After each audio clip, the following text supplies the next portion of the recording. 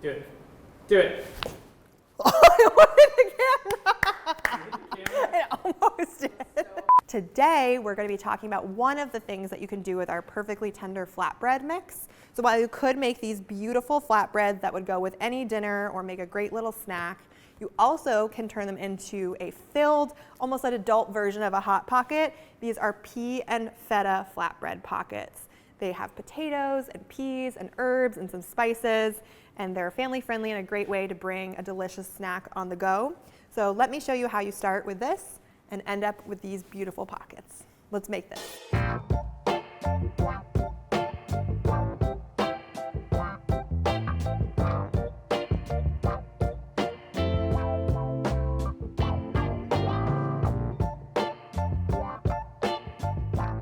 So the first step in making our pea and feta flatbread pockets is to mix the dough. We'll start with our perfectly tender flatbread mix, and then we'll add water, eggs, oil, and the yeast, and knead the dough until it's nice and smooth. All of the mix goes right into your mixing bowl. Then I'll add 3/4 cup or 170 grams of water that's warm to the touch, and this will make sure that the dough rises in about 30 minutes. This is 2 eggs that are beaten to combine. Goes right in the bowl as well. And then 1/4 cup or 49 grams of oil. And last, we have our yeast packet that comes with the mix that goes right on top. Add all of the yeast packet. Then I'll use my dough hook to combine the dough and knead it for about 5 minutes until it's smooth and bouncy. You could also knead this dough by hand on a lightly floured surface. It might take about 3 to 4 minutes if kneading by hand. Start on a low speed and I'll set a timer for 5 minutes. So the dough has been mixing for about 5 minutes. I'll just check the consistency. The dough looks like it's come together. It feels nice and stretchy. It's slightly tacky but not too sticky, so it's done. I will just gather it into a ball and then I'll cover it and let it rise for about 30 minutes while we make our filling. Let's make some filling. I have some water on the stove here that is coming to a boil, and I'll salt it generously just like you would pasta water. And this is going to be for our potatoes. So I'll let this get hot while I peel and chop my potatoes. So I have 2 large potatoes. You want about 600 grams total, so that could be 3 medium or 2 large. And we're going to start by peeling them, and this will ensure we get a really nice, smooth texture and also make sure the potatoes are nice and clean. A little bit of skin is okay as long as your potatoes are washed. So now I'll just roughly chop my potatoes. You want them to be in pieces about 1 inch to 2 inches thick, so just rough chop. And I'm using russet potatoes here. You could use another variety like Yukon Golds, which are really creamy, but russets tend to be a little bit drier, so they're great in any baked application. They won't make our dough soggy. So once you have your rough chop, you can move it to your boiling salted water. Our water is boiling, so I will carefully add the potatoes to the pot. So the potatoes should cook for about 10 to 15 minutes until you can use a fork to pierce the centers and they're nice and soft. In the meantime, let's chop our onions. So I have about 2 tablespoons of vegetable oil that I'll put in the bottom of my pan. It's heating over medium-low. I'll let that get nice and hot while I chop my onions. So I have 2 yellow onions here. We're looking for a total of about 284 grams, which is roughly 2 cups. We want to peel and chop the onions so that they're a fine dice.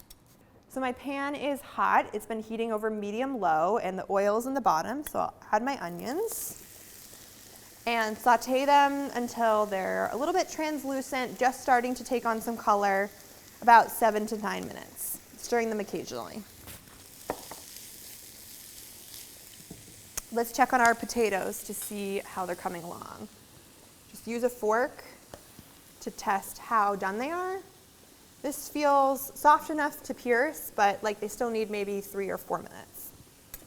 So all of the ingredients for our filling are now cooked and prepped so we can bring it all together. Our potatoes have been cooling for about 10 minutes, so they're still warm, but I can certainly touch them with my hands without them being too hot.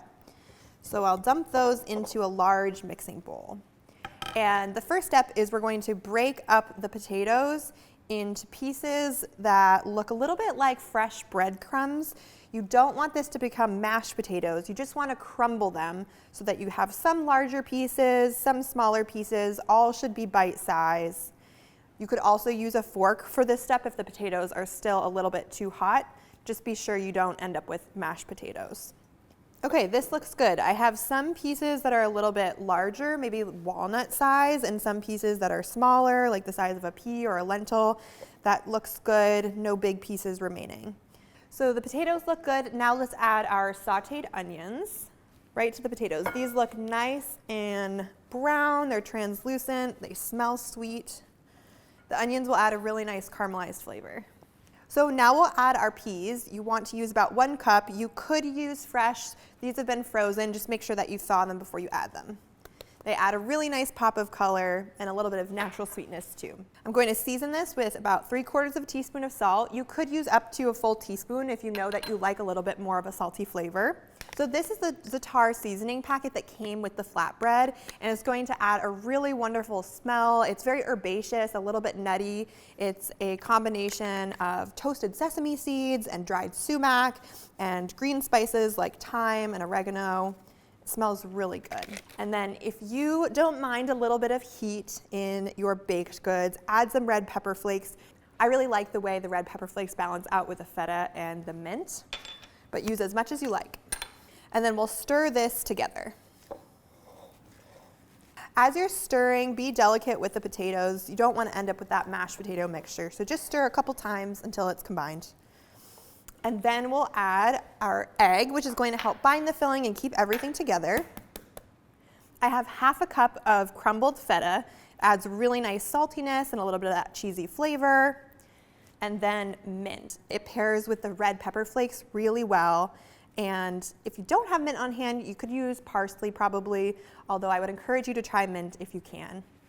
And then we'll stir it all together until it's combined. So our filling is ready to go, and my dough has been rising. It's been about 30 minutes, so it's time to roll it out and we'll fill our pockets. If you find that it takes you longer than 30 minutes to make your filling, you can just pop the dough in the fridge to slow it down until you're ready to assemble. Let's get our dough and assemble these pockets.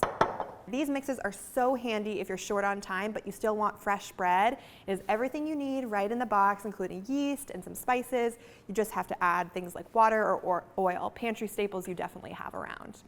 And one of my favorite things about these mixes is that they're all really versatile. So of course you can make what the box says, but we also have come up with a number of mix tips or different ways to use these mixes to make totally different things. So once you fall in love with the pretzel bites, let's say, you can use this to make pretzel pizza crust.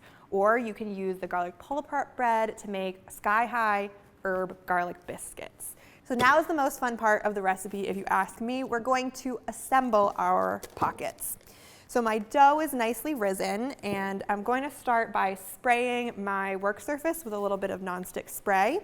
And we need quite a bit of room here. We're rolling our dough out to about between 15 and 17 inches by 20 to 22. So when you're spraying your surface, give yourself some room to work. If you're working in a small kitchen and you don't have that much space, you could divide the dough in half and work with a smaller piece each time. I've got plenty of room to work here, so I'm going to work with the dough all at once. So I'll turn it out onto our greased work surface using a bowl scraper. And before I dive in with my rolling pin, I'm just going to use my hands to start to encourage the dough into a rectangle. That way, I'm more likely to end up with a rectangle as a final shape. The dough should be nice and slack at this point since it's rested, and it shouldn't stick because of that grease. So I've got my ruler from my guide here, and I'm going to use a rolling pin to make the dough an even thickness as much as possible from corner to corner.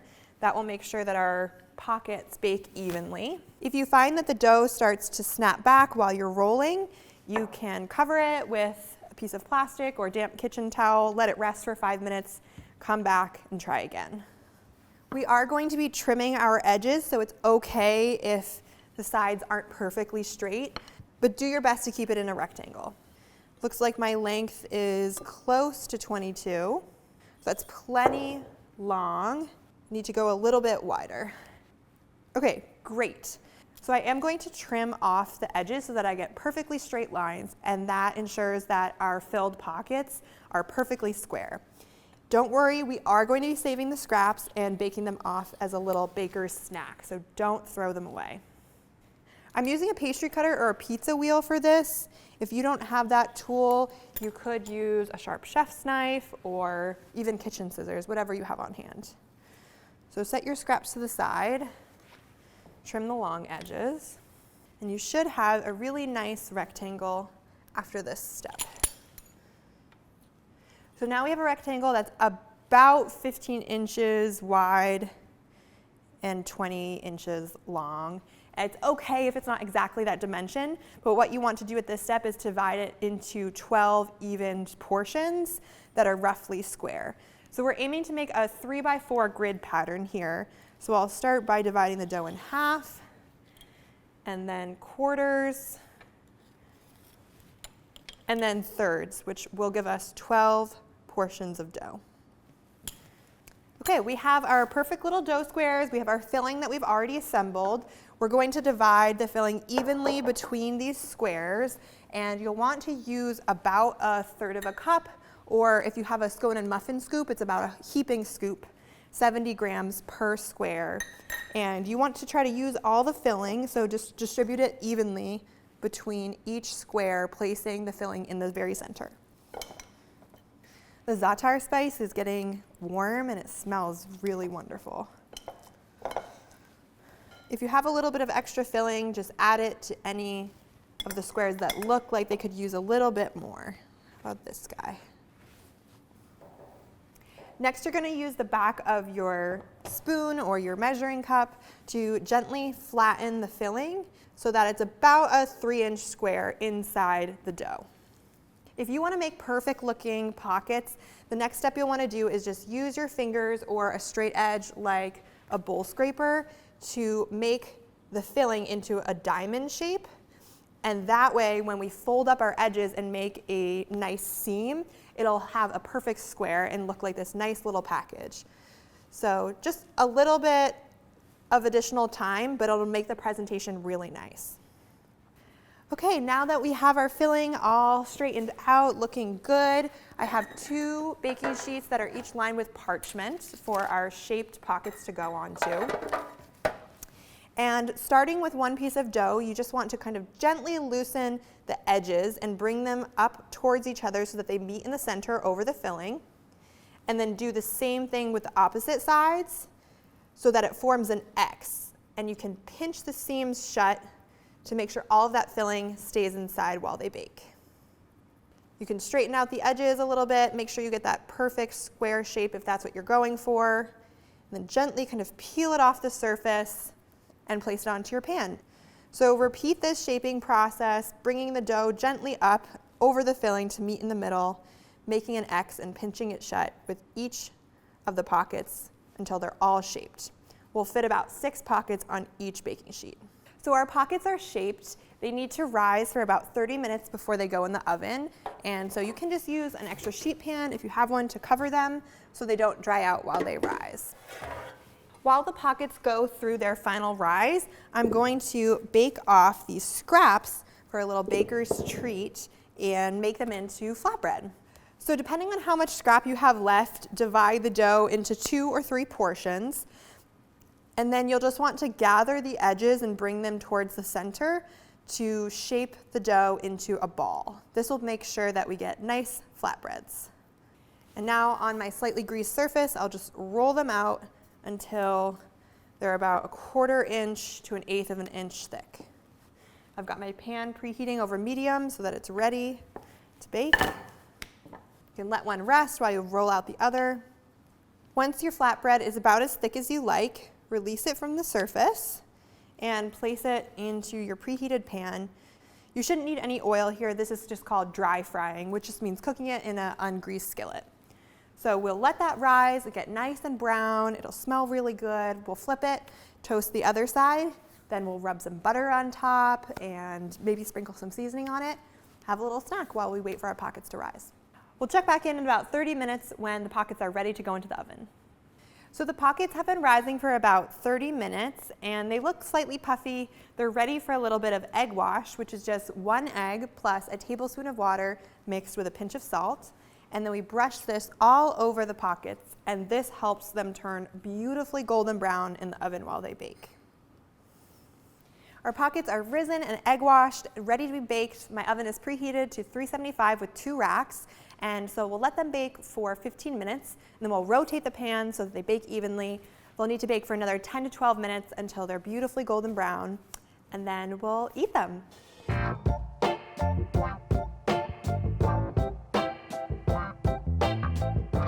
Our pea and feta flatbread pockets are out of the oven. The kitchen smells amazing. They've got this beautiful shine to them. They look really good.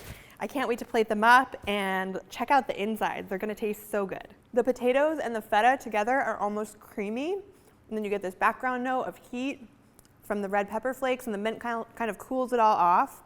These would make such a great snack for a picnic, or you could pair them with a dinner like a soup and a salad. This is all you need. These are really hearty. They would travel really well. Kids would like them. You can adjust the spices so that they're family friendly. Put them in a lunchbox. These are really good. I would eat this for breakfast, snack, dinner. This recipe was made so much easier because it all started with our flatbread mix. You can customize the fillings however you like to make them perfect for your family and your taste buds. And you can find this mix as well as the other savory mixes using the product locator in the description below. And we hope that you pick them up, try them out, bake them at home. Let us know what you think and what you turn them into. And be sure to like and subscribe so that you can find more baking inspiration here on our YouTube channel. Thank you so much for watching. See you soon.